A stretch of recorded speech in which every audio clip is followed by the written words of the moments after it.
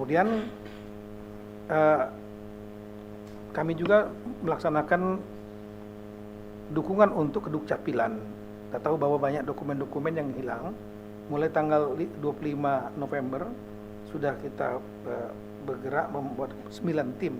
Saya ulangi, 15 November itu sudah membuat 9 tim, masing-masing 3 tim.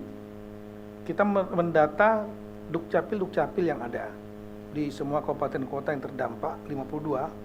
Itu hanya tiga dukcapil yang betul-betul tidak berjalan, yaitu Aceh Tamiang, Aceh Timur, dan Langsa. Ya, kalau yang daerah lain di Tapanuli, kami ulangi, Sumatera Utara juga bagus. Kota Sibolga ada masalah sedikit, tapi sudah kita perbaiki. Kemudian kalau di Sumatera Barat, alhamdulillah tidak ada peralatan yang rusak. Nah, untuk yang rusak ini kita perbaiki dan sudah berjalan. Dan sampai hari ini sudah diproduksi sebanyak 63.230 dokumen, dan ini semua tidak bayar. Mulai dari kartu keluarga, KTP elektronik, ada juga akte kelahiran, akte kematian, dan lain-lain sebagaimana di dalam daftar ini.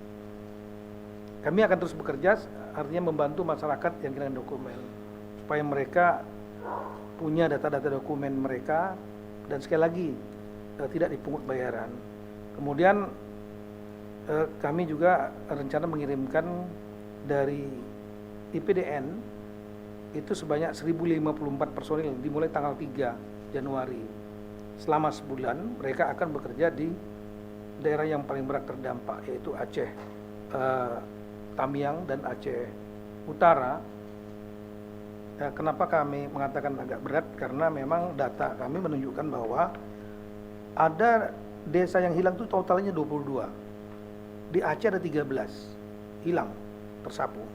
Di Sumatera Utara ada 8. Sumatera Barat ada 1. Kemudian kalau kita lihat lagi dari kantor desa yang terdampak, artinya desanya nggak jalan ini pemerintahannya. Di totalnya 1.580 untuk 3 provinsi. 1.455 itu di Aceh. Kemudian Sumatera Utara 93 dan Sumatera Barat 32. Jadi memang agak jauh bedanya. Dan paling banyak itulah di Aceh Utara 800 lebih dan Aceh Tamiang. Nah, oleh karena itu kewajiban dari Kemendagri untuk bisa membangkitkan, menghidupkan kembali pemerintahan-pemerintahan itu, termasuk pemerintahan desa. Kalau pemerintahan kabupaten semua jalan sudah. Nah, untuk kami mengirimkan 1.054 personel peraja IPDN dan pengasuhnya. Tugas mereka 2, satu adalah membantu pembersihan, dan yang kedua adalah membantu untuk menghidupkan kembali pemerintahan desa-desa yang ada itu. Jadi ini sebulan mereka dan masuk dalam kurikulum, masuk sebagai semacam kuliah kerja nyata, real. Ini mereka berhadapan langsung dengan permasalahan sambil membantu masyarakat.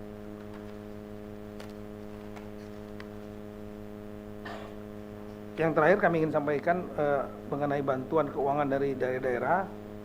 Ini kami terima kasih kepada Asosiasi Pemerintah Kota APEKSI seluruh Indonesia sudah mendukung sebanyak 5,7 miliar dan Asosiasi Pemerintah Kabupaten seluruh Indonesia sebanyak 5 miliar.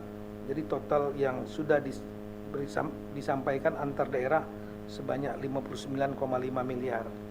Kami tahu juga ada juga yang membantu dalam bentuk bukan uang tapi dalam bentuk barang.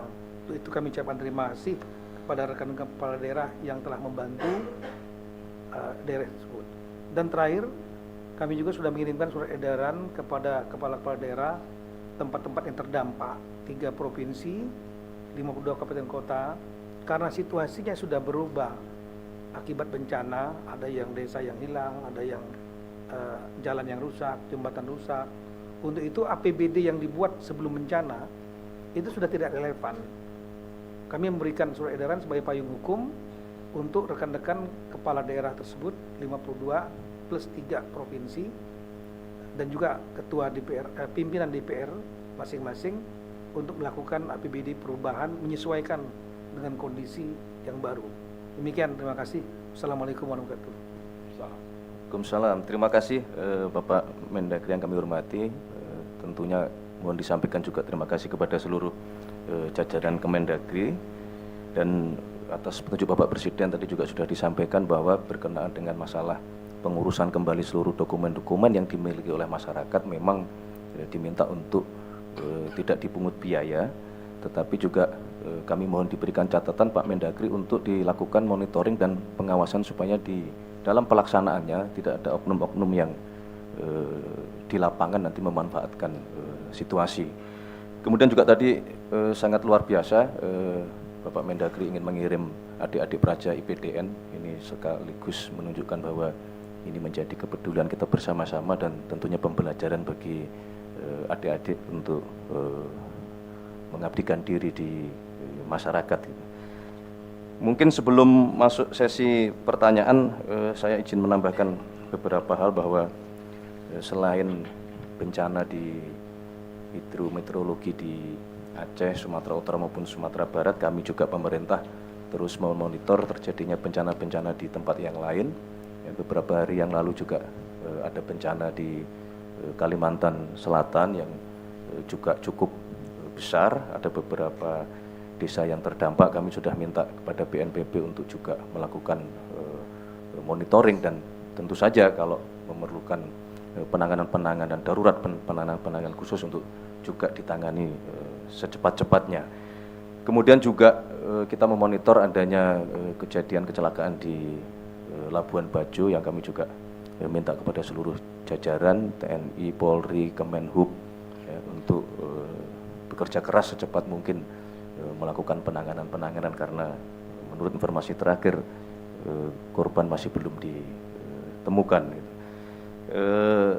Kemudian rekan-rekan media, Bapak Ibu sekalian yang kami hormati, bahwa kami semua yang di depan ini hanya perwakilan, karena tentu saja selain kami ada banyak kementerian lembaga yang dengan tupoksinya masing-masing bekerja keras melakukan penanganan untuk mempercepat pemulihan di 3 provinsi yang terdampak bencana. Tadi beberapa sudah disebutkan, misalnya Kementerian Perdagangan, kemudian Kementerian Pertanian juga memastikan stok bahan pangan tercukupi, kemudian mengambil langkah-langkah ketika panen para petani tidak bisa terserap untuk itu dibeli oleh pemerintah, termasuk Kementerian Kehutanan juga bekerja keras melakukan pembersihan kayu-kayu yang hanyut di bawah banjir, sekaligus juga melakukan monitoring dan evaluasi kepada kurang lebih hampir 24 izin pengusahaan hutan di 3 provinsi baik HTI maupun HBH.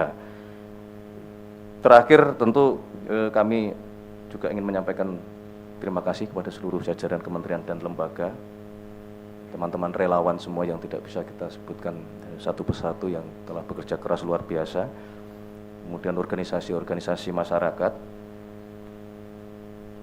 kemudian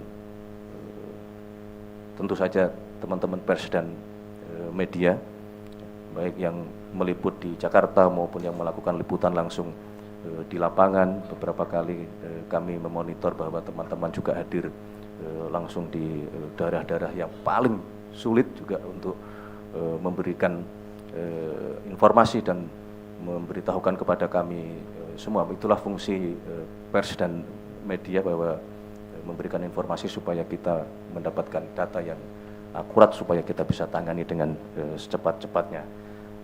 Terakhir juga tentunya kita terus meminta kepada BMKG untuk terus memonitor kondisi iklim dan cuaca, karena bagaimanapun ini menjelang tahun pergantian tahun, biasanya ini curah hujan meningkat di bulan Desember maupun Januari, dan kami minta untuk melakukan upaya mitigasi berkoordinasi terus-menerus dengan Kementerian Dalam Negeri supaya daerah-daerah yang memang rawan bencana untuk bisa segera melakukan langkah-langkah antisipatif. Mungkin itu yang dapat kami sampaikan. Kami buka sesi pertanyaan.